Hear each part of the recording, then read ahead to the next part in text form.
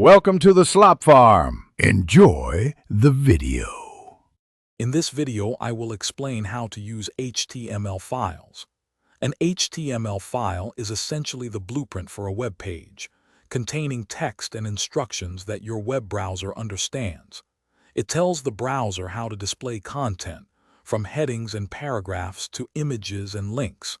Think of it as the basic language of the internet, structuring everything you see online.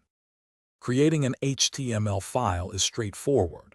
Start by opening any plain text editor on your computer. Type out your HTML code, ensuring you include essential tags like the opening and closing HTML and body tags. Once your content is ready, save the file.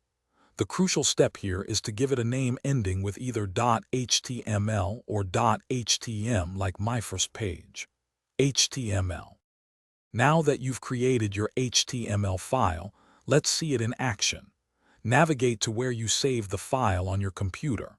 The easiest way to view it is to simply double-click the file icon.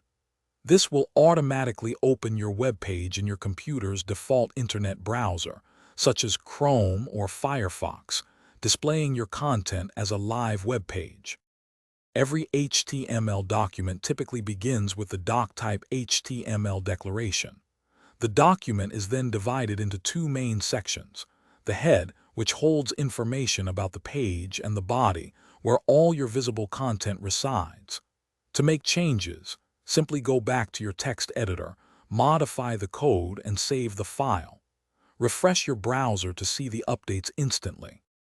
Thanks for watching. Consider subscribing if we helped you today.